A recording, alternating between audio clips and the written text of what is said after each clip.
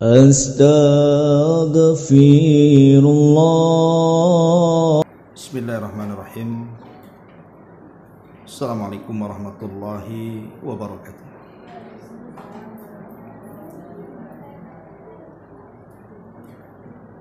Alhamdulillah wassalatu wassalamu ala Rasulillah wa ala alihi wa sahbihi wa mawalah wa la hawla wa la quwwata illa billahi wa ba'd. Alhamdulillah, segala puja dan puji hanya milik Allah subhanahu wa ta'ala. Salawat dan juga salam kita hadiahkan kepada Rasul kita Nabi besar Muhammad sallallahu alaihi wa ala alihi wasallam. Ma'asyiral muslimat yang dimuliakan Allah subhanahu wa ta'ala, kita lanjutkan kajian kita masih membahas suratul Mustafa atau siratul Mustafa alaihi salatu wassalam, napaktilas sejarah dari manusia terbaik Nabi kita Muhammad sallallahu alaihi wa alihi wasallam. Kemarin kita sudah membahas tentang utusan Quraisy menemui Nabi sallallahu alaihi wasallam, tetapi semua gagal total. Ketika kemudian lobi-lobi orang-orang Quraisy terhadap Nabi sallallahu alaihi wasallam untuk menghentikan dakwah beliau dengan diutusnya para pembesar Quraisy, dan terjadi kegagalan karena Nabi sallallahu alaihi wasallam tetap kekeh dengan dakwahnya. Maka para petinggi Quraisy di sini ingin berunding dengan Rasul sallallahu alaihi wasallam, sementara Abu Jahal justru ingin menghabisi Nabi sallallahu alaihi wasallam.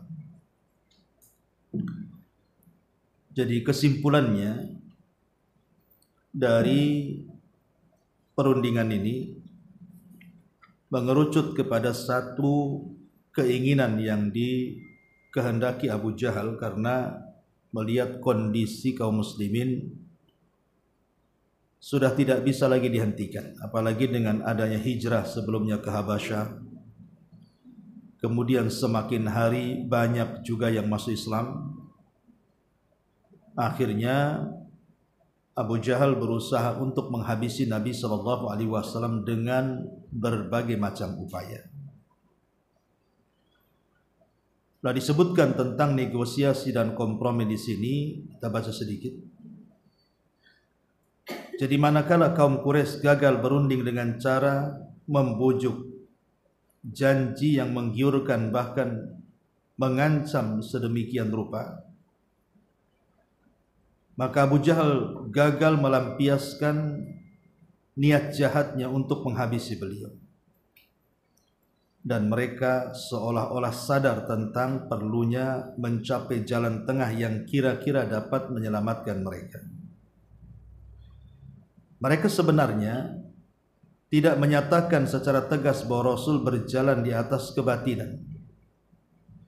Akan tetapi kondisi mereka adalah sebagaimana yang difirmankan Allah Azza wa Jal, wa innahum lafi syakkim minhu murib.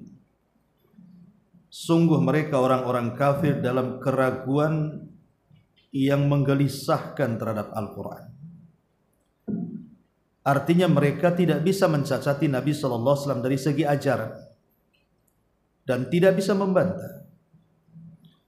Cuman karena hasad saja yang timbul di tokoh-tokoh orang-orang kafir Quraisy, itulah yang kemudian mereka menolak kebenaran. Seperti Abu Jahal itu tidak mengingkari syariat Islam yang didakwahkan Nabi. Cuman hasad dan dengkinya Abu Jahal yang ketika itu memang dia tokoh satu-satunya yang sangat berperan dalam memusuhi Nabi sallallahu alaihi wasallam, sehingga yang lainnya mengikuti keinginan dia. Makanya di sini dijelaskan wa innahum lafi syakkim minhu murib. Sesungguhnya mereka orang-orang kafir itu dalam keraguan yang menggelisahkan terhadap Al-Quran. Karena itu mereka melihat perlunya mengupayakan negosiasi dengan beliau dalam masalah agama, yaitu mencari titik temu dengan beliau dengan cara meninggalkan sebagian urusan agama yang mereka yakini dan menuntut Nabi melakukan hal yang sama. Lah mereka mengira bahwa dengan cara ini mereka akan meraih kebenaran jika memang apa yang diajak Nabi SAW itu benar.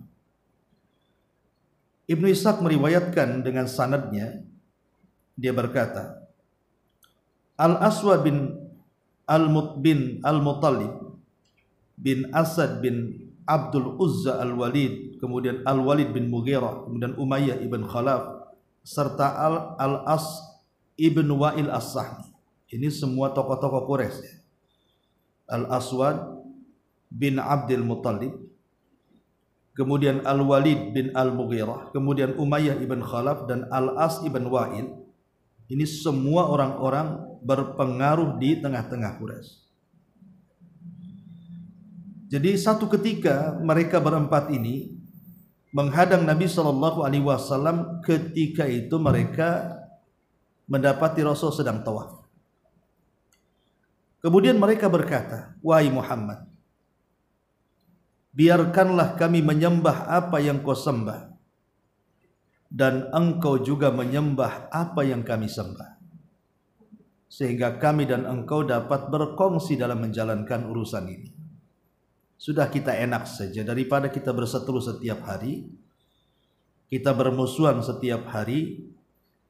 Bagaimana kalau seandainya kita berkompromi saja? Kami siap menyembah Tuhanmu, tapi kamu juga harus siap menyembah Tuhanku. Maka mendengar hal ini Nabi SAW tidak menjawab, tapi yang menjawab adalah Allah. Turunlah surah Al-Kafirun, di mana Allah Subhanahu wa taala mengatakan, ya ayyuhal kafirun la a'budu ma ta'budu wa la antum 'abiduna ma'a. Wahai orang-orang kafir, tidak mungkin saya menyembah Tuhan yang kalian sembah, sebagaimana juga tidak mungkin kalian menyembah Tuhan yang saya sembah. Kemudian di ujung ayat Allah mengatakan, lakum dinukum waliyadin. Agama kalian sudahlah yakini dengan keyakinan kalian, tapi biarkan agamaku sesuai dengan keyakinanku.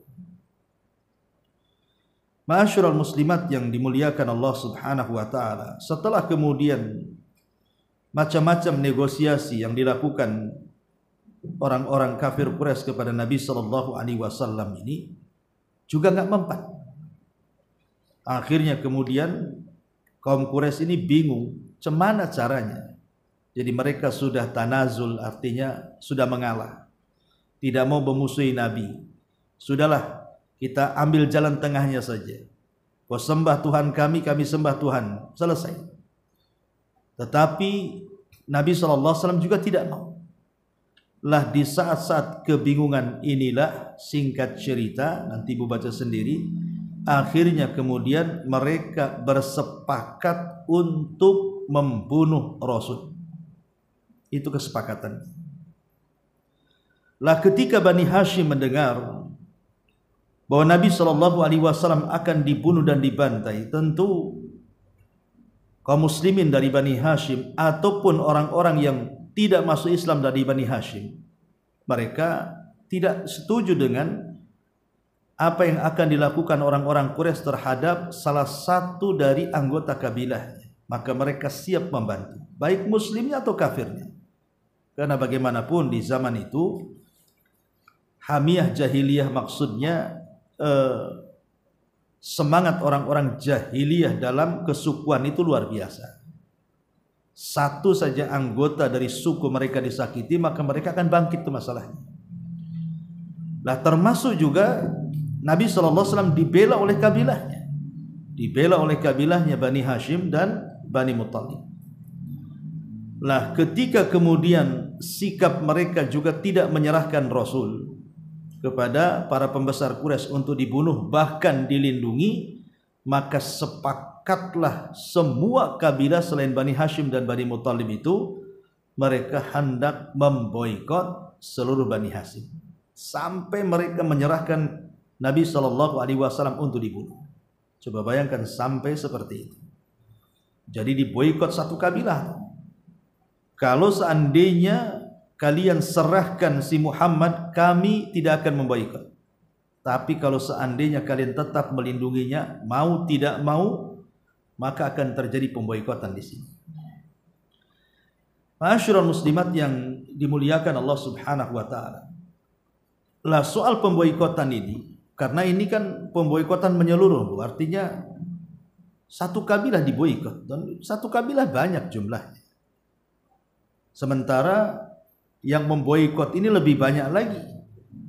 Ada yang mengatakan bahwa pemboikotan ini disebutkan oleh para ulama itu mencakup satu, mereka dilarang. Maksudnya selain Bani Hashim, mereka dilarang menikah dengan wanita-wanita dari Bani Hashim dan Bani Muthalib. Tidak boleh. Dan itu puluhan kabilah. Ya, dipimpin oleh Abu Jahal dan kawan-kawan.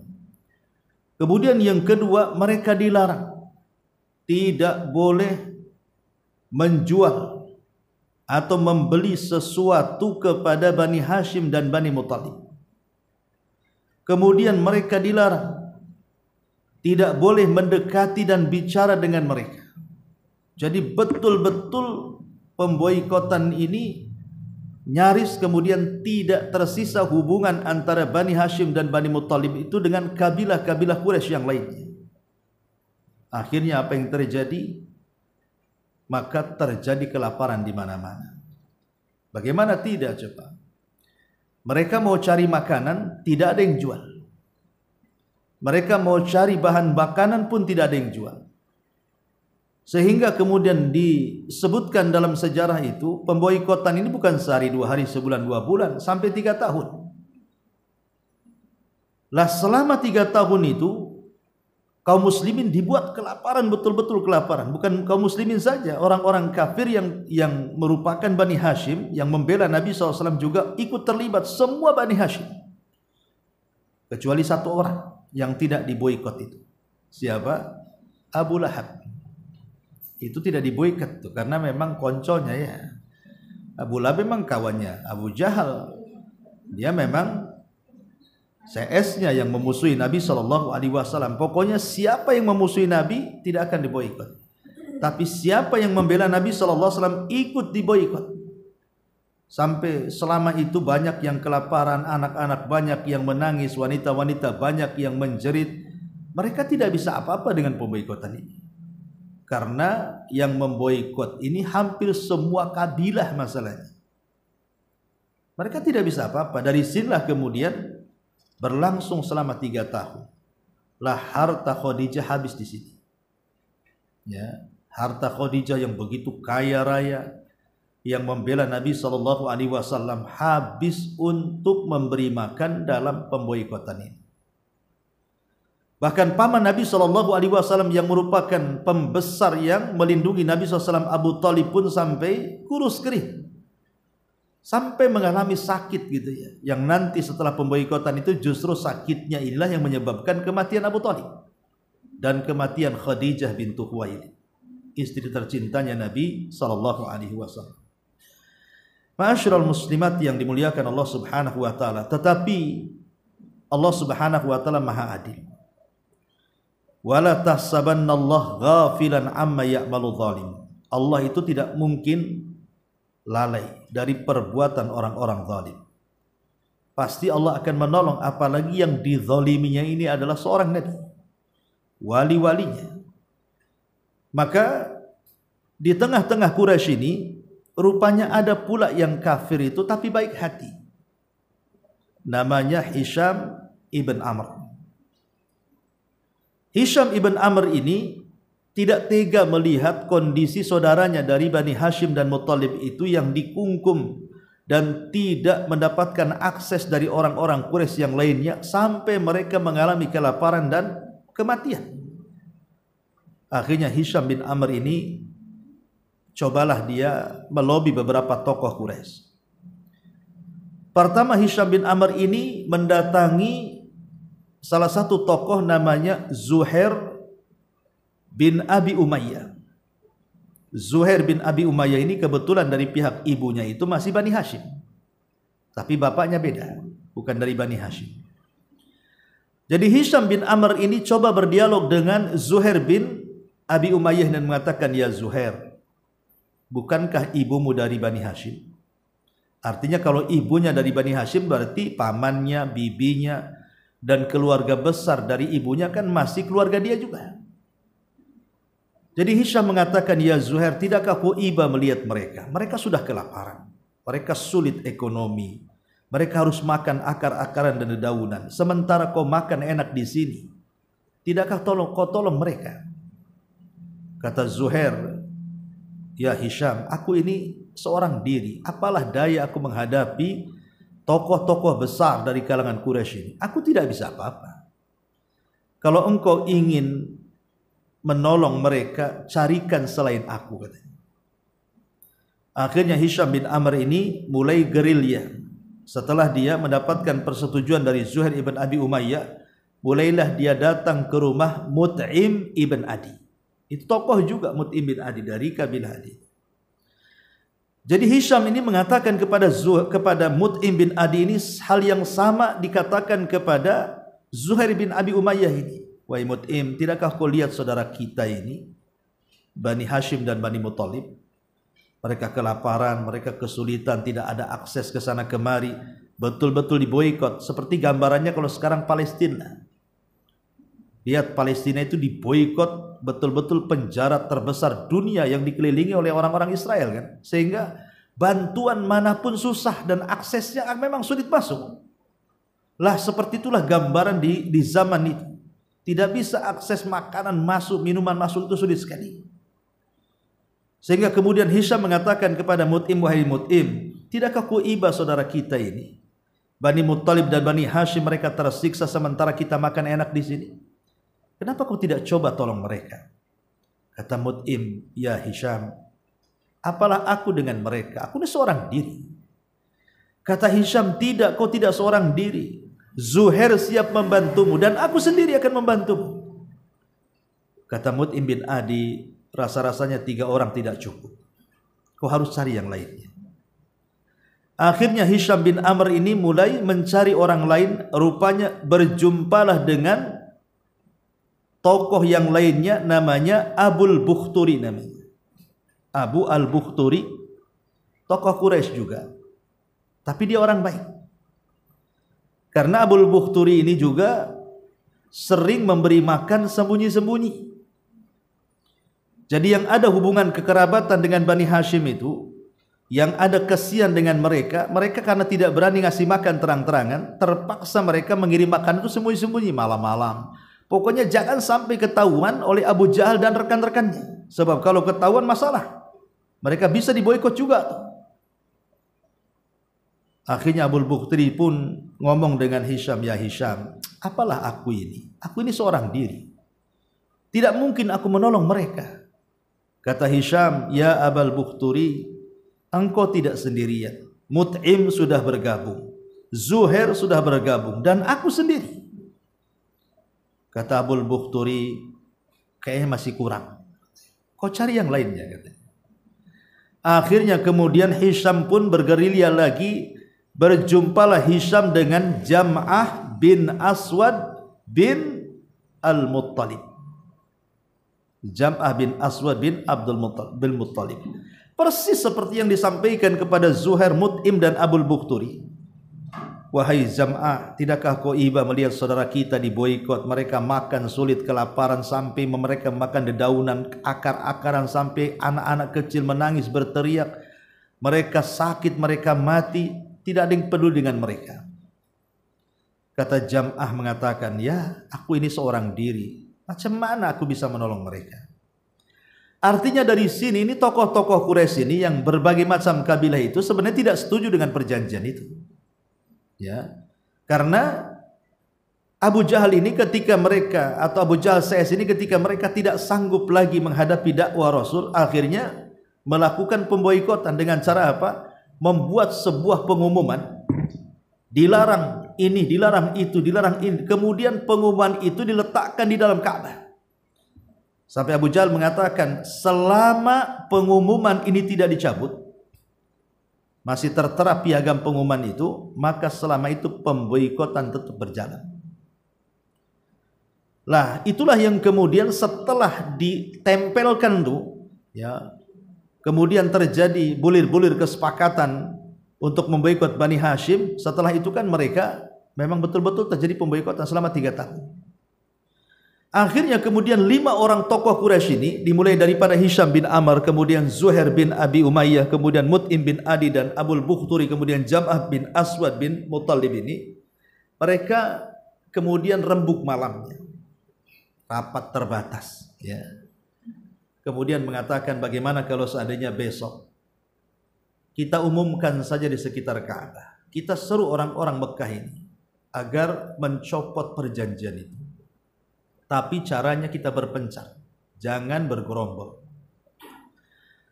Maka keesokan harinya akhirnya betul-betul dipencar. Di sekitar Ka'bah itu Hisham duduk di situ, Zuhair duduk di situ, Abul Bukhturi di sini, Jam'ah di sini, Mut'im di sini. Jadi kesannya ramai gitu. Lah akhirnya kemudian yang ketika itu yang memulai percakapan adalah Zuhair bin Abi Umayyah. Apa kata Zuhair ini di tengah-tengah Ka'bah ini? Dia mengatakan, wahai penduduk Mekah, katanya, tidakkah kalian ini memiliki hati kepada saudara kita yang sedang terkena pemboikotan itu Bani Hashim? Sudah 3 tahun mereka mengalami kelaparan. Anak-anak mereka menjerit, wanita-wanita mereka kelaparan, sehingga tidak bisa kita mengirim akses makanan kepada mereka. Apakah kalian redo kalian makan enak di sini, kalian pakai pakaian di sini sementara saudara kita kelaparan? Ini kezaliman, ini harus dihentikan. Cabutlah perjanjian itu. Rupanya di tengah-tengah mereka datang Abu Jahal. Ada Abu Jahal di situ. Fir'aunnya umat ini.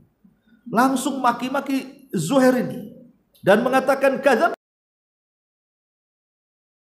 dan itu tidak akan dirobek selamanya. Itulah hukuman orang-orang yang menentang kepada kami, gitu. Mencaci maki Zuhair. Mut'im bin Adi dari tempat lain tiba-tiba bangkit mengatakan, sungguh benar ucapan Zuhair, ya Abu Jahal, engkau yang zalim, ya. Engkau yang zalim, engkau mau menyengsarakan manusia, katanya. Ini kesepakatan kamu, bukan kesepakatan kami. Ketika Mut'im berdiri juga Abul Bukhturi dari arah yang lain. Kemudian berdiri juga Jam'ah bin Aswad dari arah yang lain. Akhirnya kan kesannya ramai itu. Ya, menyalahkan siapa? Abu Jahal di tengah-tengah manusia yang sedang tawaf tuh. Pusing juga Abu Jahal jadinya kan. Padahal ini strategis, tapi Abu Jahal ini kan orang cerdas. Abu Jahal mengatakan di hadapan manusia, sungguh ini adalah konsensus kalian berlima. Pasti kalian sudah rapat semalamnya, katanya. Kok sepakat semuanya, ya. Lah setelah kemudian kejadian ini kan didengar masalahnya. Percakapan Abu Jahal dan 5 tokoh Quraisy ini kan di tengah-tengah manusia orang sedang tawaf. Didengarlah orang-orang tawaf itu, akhirnya menyebar kemana-mana, ke rumah-rumah, ke pasar-pasar, ke tempat-tempat kerumunan orang itu. Akhirnya kemudian mulailah satu persatu mereka pun mengungkapkan ketidaksetujuan. Karena memang kondisi Bani Hashim dan Bani Muttalib yang diboikot itu betul-betul sudah memprihatinkan, itu masalahnya. Sehingga sejahat-jahatnya orang-orang musyrik itu pun masih ada iba kepada saudara mereka dari kabilah lain. Kasihan mereka. Dari situlah mereka akhirnya demolah kepada Abu Jahal. Lah di tengah-tengah manusia sudah membicarakan itulah, tiba-tiba Abu Talib kemudian muncul di hadapan manusia, sudah kurus ketika itu, sudah sakit-sakitan, sudah tua gitu. Kemudian mengumpulkan orang-orang dan mengatakan, aku hanya ingin menyampaikan kepada kalian pesan dari keponakanku. Maksudnya Nabi SAW. Apa pesannya? Sesungguhnya perjanjian itu sudah tidak ada lagi, sudah hancur. Kalau kalian tidak percaya, lihatlah ke dalam Ka'bah. Abu Jahal mengatakan, Kadzaba Muhammad, dusta Muhammad. Mana ada perjanjian itu hancur? Tidak ada, perjanjian itu masih nempel di situ katanya. Akhirnya kemudian para pembesar ini nggak yakin juga gitu dengan ucapan Abu Talib ini. Mereka ingin menegaskan betul tak perjanjian itu masih nempel ataukah sudah tidak ada. Rupanya ketika pintu Ka'bah dibuka, mereka semua masuk. Kertas yang ditempel dalam Ka'bah itu sudah hancur dimakan rayap. Tinggal satu kalimat Bismikallahumma. Yang lainnya bulir-bulir kesepakatan itu sudah nggak ada.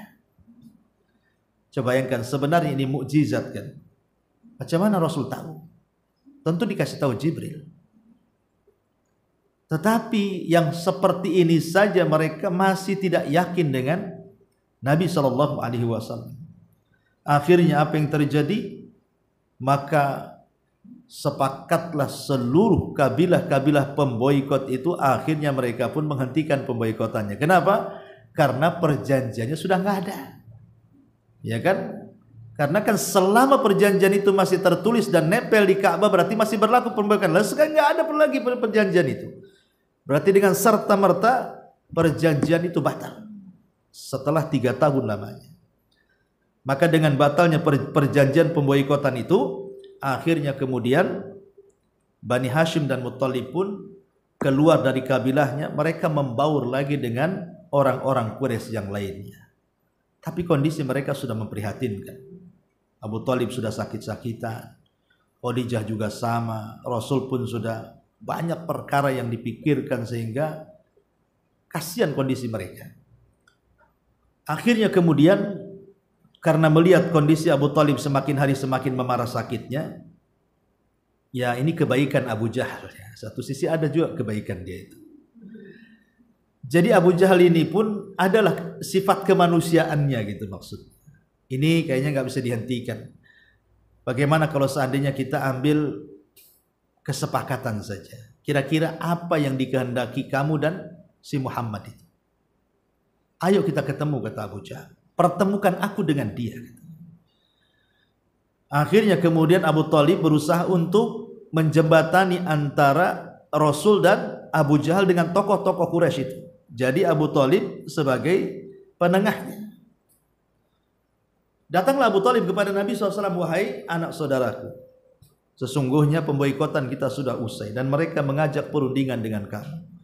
Dan mereka siap untuk berunding dengan kamu. Asal engkau memberikan hak-hak kepada mereka dan mereka siap memberikan hak-hak mereka kepada engkau. Berjumpalah mereka semuanya. Kemudian Abu Jahal mengatakan, ya Muhammad, apapun yang kau inginkan dan seluruh kabilahmu pasti kami akan penuhi. Coba ucapkan keinginanmu apa? Ya. Maka 100.000 kalimat sekalipun kami akan penuhi. Maksudnya Abu Jahal itu untuk menghibur Abu Talib yang sedang sakit masalahnya. Tapi Nabi SAW mengatakan, ya, ada satu kalimat yang kalian harus ucapkan katanya. Sebutkan kalimat apa? Biar kami bisa mengamalkan kalimat itu. Dan permusuhan di antara kita berusai dengan kalimat itu katanya. Tiba-tiba Nabi SAW mengatakan, Qulu la ilaha illallah tamliku bainal arabi wal a'jam. Katakan oleh kalian la ilaha illallah, kalian pasti bisa menguasai orang Arab dan orang non-Arab. Wah, marah si Abu Jahal. Dikiranya apa yang mau disampaikan Nabi? Coba bayangkan dalam kondisi Rasul sebenarnya kan dia sudah lemah. Posisi Rasul kan posisi lemah. Ya. Tapi Nabi SAW masih mempertahankan tauhid, mendakwahkan tauhid, mengajak manusia ke dalam tauhid. Ini menunjukkan bagaimana Nabi mengajarkan kepada kita keistiqomahan dalam dakwah. Di posisi lemah tetap Rasul bersikap seperti itu. Abu Jahal marah. Oh, tidak bisa yang seperti ini. Berarti perundingan kita batal. Ya. Akhirnya mereka coba kemudian menawarkan kembali. Ya sudah gini saja. Ya Muhammad, bagaimana kalau seandainya kalau memang tawar-tawaran itu tidak ada yang lain, begini saja. Biar kami sembah Tuhanmu setahun. Tapi tahun depan kau sembah Tuhan kami katanya. Pusing orang ini kan. Tahun ini kami siap menyembah Tuhan. Tahun depan kau sembah Tuhan kami. Ya. Maka Nabi SAW terdiam lah. Di sini turun surah tadi Al-Kafirun. Qul ya ayyuhal kafirun la a'budu ma ta'budun wala antum abiduna ma a'bud wala ana abidum ma abattum wala antum abiduna ma abud lakum dinukum waliyadin. Oh, tidak bisa. Katakan ya Muhammad, hei orang-orang kafir, aku tidak akan menyembah apa yang kalian sembah. Kalian juga tidak mungkin menyembah apa yang kami sembah. Dan kamu tidak akan pernah pula menyembah Tuhan yang aku sembah. Begitu juga sebaliknya, sudahlah lakum dinukum waliyadin. Jadi dari sini bermacam-macam upaya gagal total semuanya. Kenapa? Karena Nabi SAW masih mempertahankan tauhid. Masih mempertahankan tauhid. Jadi tapi dengan turunnya ayat ini, Nabi SAW apa? Mengajarkan dari Allah mengajarkan kepada Nabi, kepada kita tentang apa arti toleransi tadi. Lakum dinukum waliyadin. Sudah gitu sajalah. Sudah gini saja Abu Jahal, agamamu, kami tidak akan mengusik. Biarlah agamaku, kau jangan usik. Itu enak kan? Istilahnya sudah enak, kamu enak, kami enak juga. Tidak mungkinlah kami nyembah Tuhanmu setahun, kau pula nyembah Tuhan kami setahun. Ini kurang enak. Gini saja, sudah kau sembah Tuhanmu, biar kami sembah Tuhan kami. Selesai. Ya. Ma'asyiral muslimat yang dimuliakan Allah Azza wa Jalla. Tapi memang orang-orang Quraisy ini tidak bisa diajak berdialog. Keras hati dan keras kepala. Lah ketika kemudian perundingan demi perundingan itu gagal, itulah yang membuat kemudian Abu Talib akhirnya sakit parah. Sehingga akhirnya ketika betul-betul kondisi Abu Talib itu sudah meregang nyawa, mendekati ajalnya. Karena memang pemboikotan itu, ya gimana, dia pemimpin, dia harus memikirkan rakyatnya. Sementara rakyatnya tidak makan, tidak minum, kelaparan gitu ya. Gimana caranya? Ya wajar Abu Talib kepikiran, akhirnya kurus kering, kemudian sakit dan jatuh sakit dan parah sakitnya. Lah saat detik-detik sakaratul maut itulah Nabi SAW datang kepada Abu Talib dan duduk di sebelah kanannya. Rupanya di sebelah kirinya pula ada Abu Jahal, ada Umayyah, ada Musayyid, tokoh-tokoh Quraisy itu. Kata Nabi SAW, ya ammi qul la ilaha illallah, wa ipamanku katakan la ilaha illallah, kalimatun uhaju bika indallah. Kalau engkau bisa mengucapkan kalimat itu, aku yakin kalimat itu biar aku jadikan hujah di depan Allah, engkau akan selamat. Tetapi bukan pula mengucapkan kalimat itu, Abu Talib malah sekali-kali melirik Abu Jahal temannya, melirik Umayyah temannya, melirik Musayyib temannya, tokoh-tokoh ya ibaratnya satu tokoh dengan Abu Talib. Tiba-tiba Abu Jahal nyeletuk kepada Abu Talib, ya Abu Talib, atarghabu an millati Abdul Muttalib. Abu Talib, kau benci ya sama agama moyangmu Abdul Muttalib. Jadi Abu Talib ini mendapatkan talqin dari dua arah tuh. Satu talqin tauhid, satu talqin syirik. Ya. Terkadang Abu Talib melirik Rasul, terkadang melirik teman-temannya Abu Jahal CS gitu. Rupanya subhanallah, Abu Talib memang tidak dapat hidayah. Sampai menghembuskan nyawa terakhir, Abu Talib tidak mengucapkan kalimat tauhid. Sepakat ahli sunnah wal jamaah, Abu Talib mati kafir, kecuali Syiah. Syiah mengatakan Abu Talib Muslim. Kenapa? Karena imam-imam Syiah itu turunan Abu Talib, ya kan? Dari Ali, Husain, Hasan, Zainul Abidin, sampai kepada Muhammad Hasan al-Ashqari. Ya tidak mungkinlah nenek moyang mereka, imam-imam mereka kafir. Makanya mereka mengatakan Abu Talib itu Muslim. Kalau kita katakan dia ketika meninggal tidak mengucapkan kalimat la ilaha, kata siapa? Dia ngucap tapi Rasul tak dengar katanya. Ya? Manusia itu ya dia begitu. Jadi ahli sunnah wal jamaah mengatakan Abu Talib kafir. Makanya satu hari Rasul itu kan duduk bersama Abbas, pamannya. Ya. Abbas ini coba membuka cerita tentang jasa-jasanya Abu Talib di hadapan Rasul. Kata Abbas, wahai Rasul, kau tahulah bagaimana jasa pamanmu si Abu Talib itu. Luar biasa dalam Islam itu. Dia mengerahkan seluruh tenaga, daya, upaya, waktu, pikiran, bahkan sampai harus diboikot kabilahnya demi kamu. Dia manusia yang sangat sayang dengan kamu. Sekiranya Abu Thalib ini masuk neraka, kata Abbas itu, ada nggak keringanan untuk dia? Jadi Abbas ini menceritakan, ada nggak keringanan untuk dia, katanya. Kata Nabi SAW, ya, harusnya Abu Thalib itu berada di gelombang api neraka dan digulung oleh ombak neraka, tapi karenaku Abu Thalib diringankan azabnya. Dia diletakkan di neraka yang neraka itu sampai tumitnya saja, artinya berada di sendal neraka. Tapi walaupun demikian ya Abbas, bahwa ketika Abu Thalib berada di sandal neraka itu cukup mendidihkan kepalanya, katanya. Inilah seringan-ringannya azab yang Allah berikan kepada orang kafir. Abu Thalib itu paling ringan azabnya, tapi tidak bisa keluar dari neraka. Walaupun ulama akidah itu membahasakan syafaat khusus, ada juga yang mengingkari tidak bisa dikatakan syafaat. Kenapa? Kalau syafaat itu harus keluar dari sorga, sementara Abu Thalib tak keluar dari sorga, tidak keluar dari neraka, tetap di neraka, cuman diringankan azabnya saja. Ya. Subhanallah, kematian Abu Thalib itu membuat sedih Rasul. Bagaimanapun dia bapak angkatnya, dari 12 tahun diasuh oleh Abu Thalib sampai dia menikah, sampai diangkat jadi nabi, sampai berjuang demi kenabian. Ya wajar kemudian Rasul sedihlah. Makanya Rasul setiap malam memintakan ampun akan dosa-dosa Abu Thalib itu. Tetapi malah kemudian turun ayat, innaka la tahdi man ahbabta walakinnallaha yahdi may yasha. Wahai Muhammad, engkau tidak bisa memberikan hidayah kepada orang yang kau cintai, karena Allah lah yang memberikan hidayah kepada siapapun yang dikehendaki. Kemudian turun ayat, maka nalin nabi an yastaghfiru lil musyrikina walau kanu ulil qurba. Tidak layak bagi seorang nabi memintakan ampun kepada orang-orang musyrik walaupun mereka kerabat dekatnya. Setelah turun ayat ini, Rasul sudah tidak bisa lagi memintakan ampun, kan? Karena Abu Thalib mati kafir masalahnya. Maka selama orang itu masih hidup, kita masih bisa mendoakan kebaikan.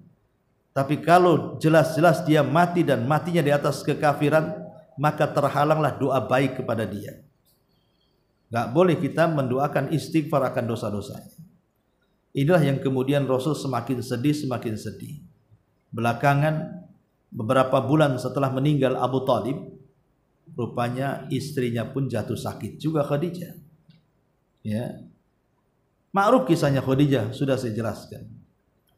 Jadi ketika Khadijah ini sudah tua, karena wajar kan, Khadijah lebih tua daripada Nabi, terpaut 15 tahun. Ketika Rasul berusia sudah di atas 50 kan, otomatis Khadijah di atas itu kan, itu sudah tua kan. Sehingga Khadijah itu inginlah, ya, punya keinginan ingin memuliakan suaminya terakhir kalinya. Walaupun dalam kondisi lunglai, dalam kondisi lemah gitu ya, dia tetap ingin memasakkan masakan terenak, minuman terlezat yang disukai suaminya, Rasul Muhammad SAW. Akhirnya betul-betul masak enak dalam kondisi sakit. Setelah selesai masak, kemudian Khadijah mencari-cari Nabi SAW. Dengan di bawahnya itu loh makanan itu, bukan suruh balik Rasul, dibawa makanan itu, minumannya dibawa, makanannya dibawa, dicarinya Nabi. Cari sana gak ketemu, cari sini ketemu, rupanya Rasul berada di atas bukit. Dengan susah payah Khadijah naik ke atas bukit dalam kondisi sudah tua, ya sakit-sakitan, kadang jatuh, kadang pokoknya berdiri terus. Lah rupanya sebelum Khadijah sampai ke hadapan Rasul, Jibril turun. Kemudian ngomong sama Nabi SAW, ya Muhammad, atatka Khadijah fi yadiha ina'un fihi ta'amun wa idam. Wahai Rasul, wahai Muhammad, sebentar lagi Khadijah akan datang kemari. Dia sedang bawa bejana, isinya makanan dan lauk pauk untukmu. Kalau dia datang kepadamu, sampaikan salam dari Allah dan dariku. Wa basyirha bi baitin fil jannati min qasabin la khasaba fiha wala nasab. Sampaikan juga kabar gembira bahwa Khadijah sudah dibangunkan satu istana dari mutiara indah di sorga yang tidak ada kebisingan dan keletihan di dalamnya. Kemudian setelah Khadijah nampak, Jibril pergi sampai Khadijah. Kemudian melihat suaminya yang ya kayaknya nampak orang lelah, seperti apalah kita nampak dari wajahnya kan, orang lelah itu. Jadi Khadijah itu walaupun demikian tetap ingin membahagiakan Nabi. Kemudian dipeluknya Rasul dan mengatakan, wahai suamiku, wahai Rasulullah, jangan kau lupakan perkataan Waraqah ibn Naufal. Jadi diingatkan perkataan Waraqah dulu, ya. Ingat bahwa siapapun yang membawa apa yang kau bawa pasti akan mengalami ujian. Tuh istri yang baik kan itu ya, menghibur suaminya. Ya. Bukannya suami stres ikut stres. Nah, suami stres malah ibu nangis pula kan itu. Makin tambah stres kuadrat jadinya. Akhirnya kemudian Rasul ketika dihibur oleh Khadijah itu ya kuranglah, makin kurang itu kan. Bebannya itu kurang. Itulah kadang-kadang perannya istri itu. Kemudian kata Nabi SAW sambil membisikkan di telinga Khadijah, ya Khadijah, tadi Jibril datang kepadaku, Allah menitipkan salam kepadamu. Dan juga Jibril menitipkan salam kepadamu. Kata Khadijah, Allahumma antas salam wa minkas salam wa ilaika ya'udus salam tabarakta rabbana wa ta'alaika ya dzal jalali wal ikram. Jadi setelah kemudian banyak berbincang-bincang, kemudian Nabi SAW juga makan dari makanan yang dihidangkan Khadijah. Setelah makan enak, tiba-tiba kemudian Khadijah mengalami sakit gitu ya, kayaknya udah mau pingsan. Maka ditangkaplah oleh Rasul, kemudian dipeluk oleh Nabi SAW. Rupanya itulah detik terakhir Khadijah hidup di permukaan bumi. Saat dipeluk Rasul itulah malakul maut datang, kemudian mencabut nyawa Khadijah di pangkuan Nabi SAW. Ah, kalau bisa begitu Bu, ibu kalau mati di pangkuan suami. Gitu. Tapi lihat bagaimana Khadijah, ya, dia meninggal itu di pangkuan Rasul, dan anehnya Rasul pula meninggal di pangkuan Aisyah. Khadijah meninggal di pangkuan Rasul, Rasul pula meninggal di pangkuan Aisyah radhiyallahu anhuma wa arda.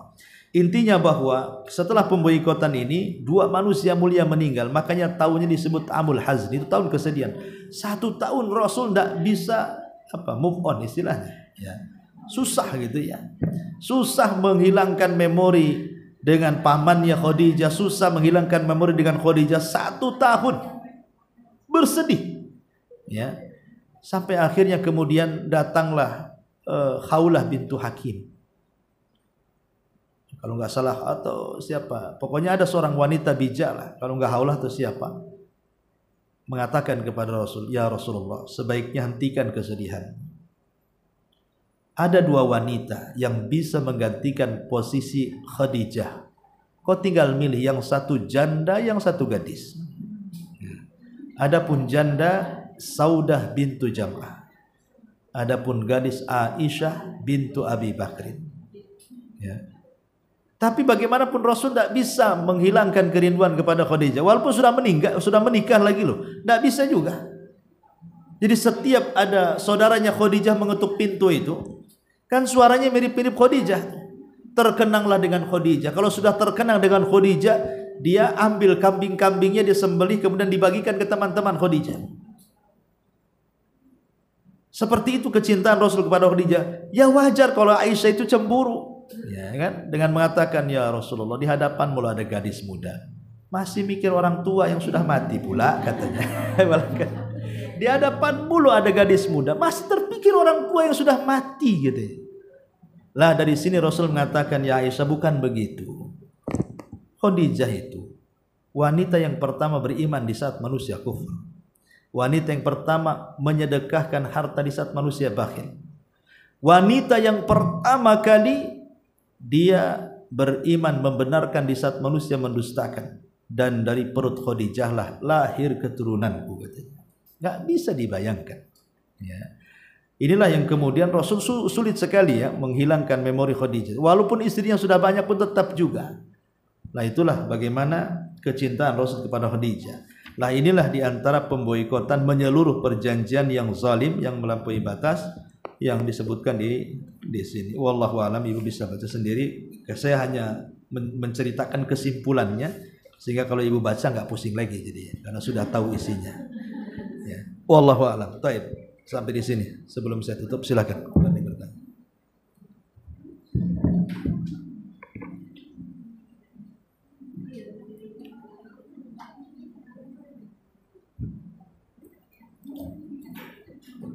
Nggak ada?